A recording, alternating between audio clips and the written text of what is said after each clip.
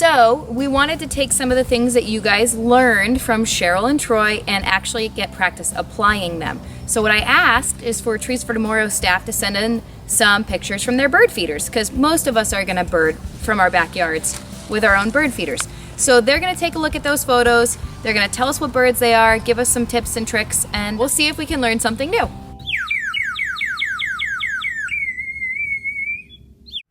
So this bird looks like it is a black-capped chickadee. It's one of my favorite birds. We see it's at my feeder all the time. You can tell it's a black-capped chickadee because guess what? It's got a black cap, and that's where the value of knowing the parts of a bird can be helpful. And so when we call it a black-capped chickadee, a cap is the head of the bird, so it's got a black cap for a black-capped chickadee. Again, very common feeder bird.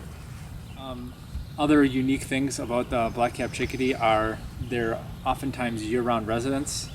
Like Cheryl said, we'll eat pretty much anything at a feeder, and I was told we just got a bird feeder, and one of the best ways to get the birds to come to your bird feeder is to get the black-capped chickadees there.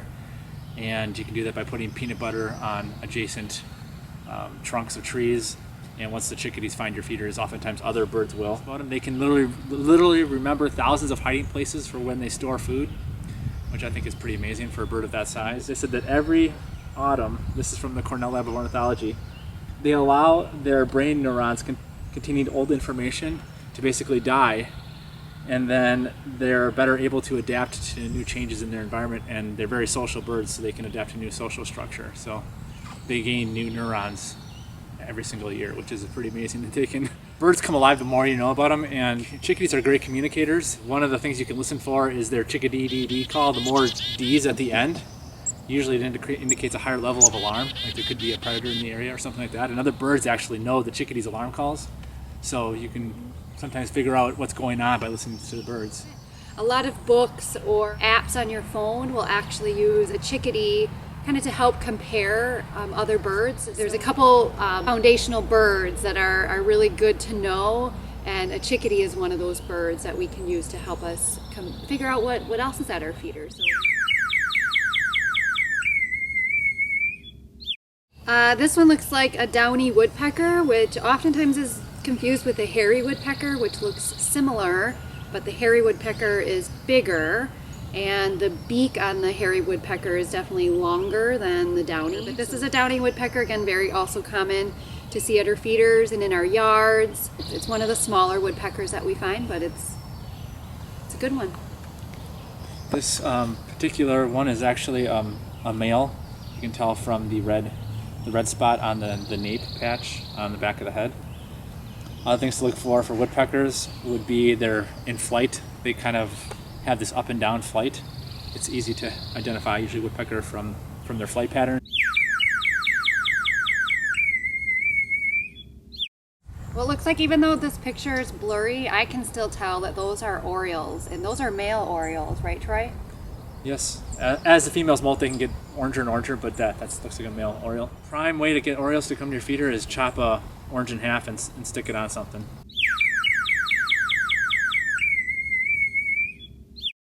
Ooh, this is a rose-breasted grosbeak. This is the male of the grosbeak, or the rose-breasted grosbeak. This is one of my favorite birds to see at a feeder because it looks so different than everybody else. Bright red marking on its chest, and then the white breast area, the white sides. Just a beautiful bird. Again, chunky beak, which is why it's called a grosbeak. So again, rose-breasted grosbeak, they also have a beautiful sound. Their sound is much faster and more musical than a robin's, if you can use a robin as a bass line.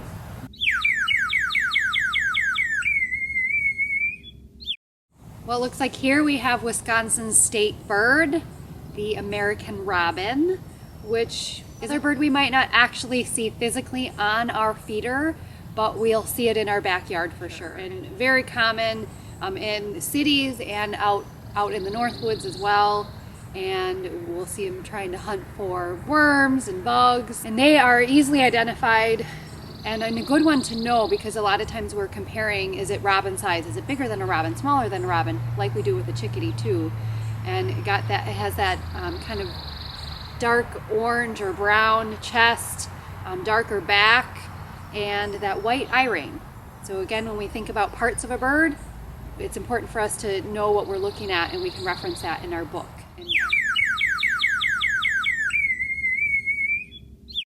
Okay, so this one is a white-breasted nuthatch. This one actually is going up the tree, but many times nuthatches go down the tree at first, characterized by the bluish back. This is a male, has a black head. The females have kind of more of a grayish head. Oh, obviously it has a white breast. Its call is much different than a red-breasted nuthatch's too. It's more of a wah wah wah wah wah versus ank ank ank.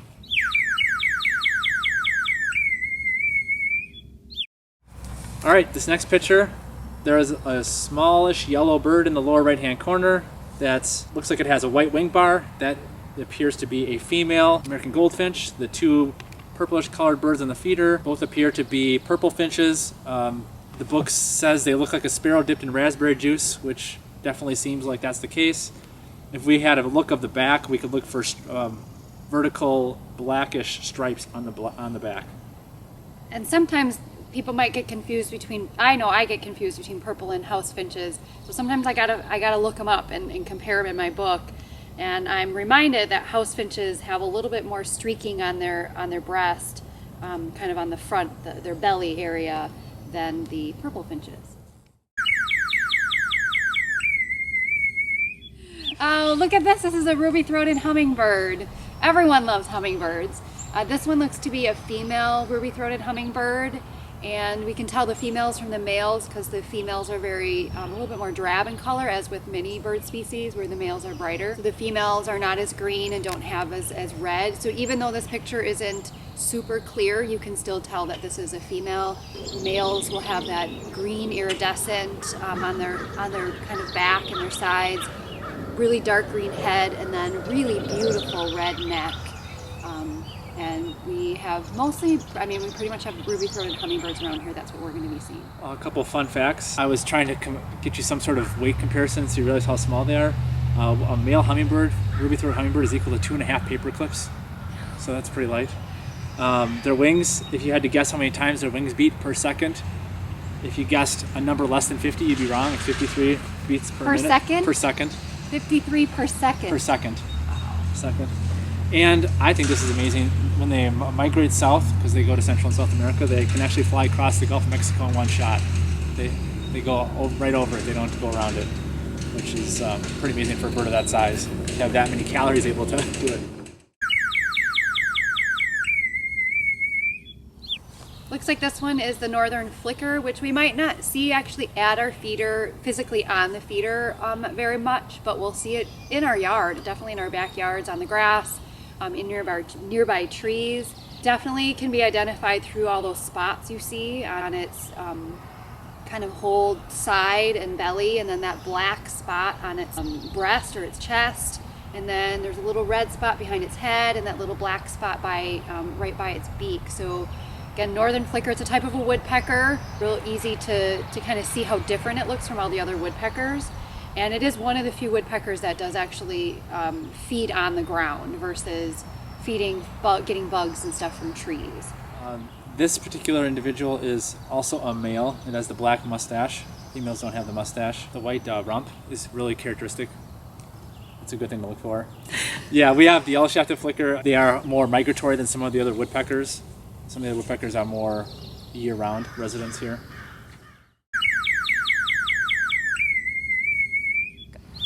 Well, that's not a bird. That looks like a chipmunk. We also have red squirrels that come to our feeder, raccoons. Some people have bears come to their feeder. So feeders provide food for all animals, not just birds. And some people have problems maybe with some other critters, non-birds, using their feeders, or maybe they're a little destructive. And so some people do bring their feeders in at night sometimes, but it is an opportunity to feed other animals and to also explore and learn a little bit more about other animals. But that's not a bird. So if you liked learning how to sight identify birds and you want to practice it at home, consider putting up some feeders to bring birds to your yard. There's a lot of different type of feeders, because remember that different types of food bring in different types of birds. So we mentioned orioles really like it when you put out half oranges. Woodpeckers and species like that really like the suet, And then finches like thistle feeders, and we have this feeder has 2 different types of mesh on it to hold 2 different types of seed.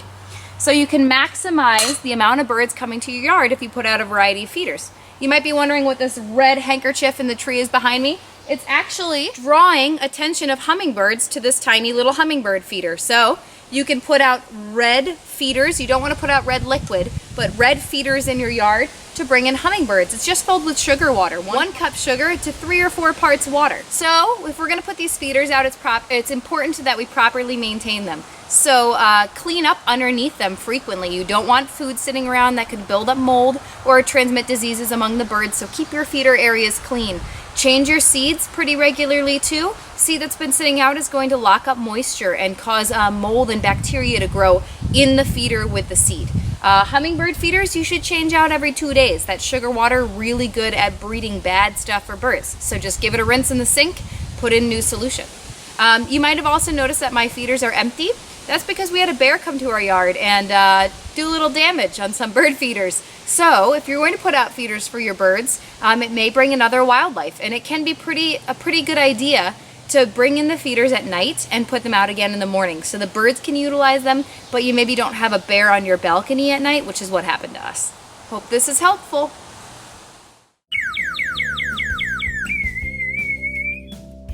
Hi, I'm Cheryl, and I'm back here at Trees for Tomorrow's campus in Eagle River. I hope you enjoyed today's program. Trees for Tomorrow is a nonprofit natural resources education specialty school. We were founded in 1944 as a reforestation effort by the pulp and paper industry. Today our focus is on educating the next generation about sustainability and our role as stewards of our natural resources. Funding for Trees for Tomorrow comes from a combination of program fees, corporate sponsorships, grants, and donations from individuals like you. If you found value in today's program, please consider making a donation to Trees for Tomorrow by going to our website and clicking on the Donate Now button in the top right corner. We also encourage you to follow us on social media and share your experiences exploring the outdoors. Thank you for joining us today, and we look forward to seeing you on our next episode.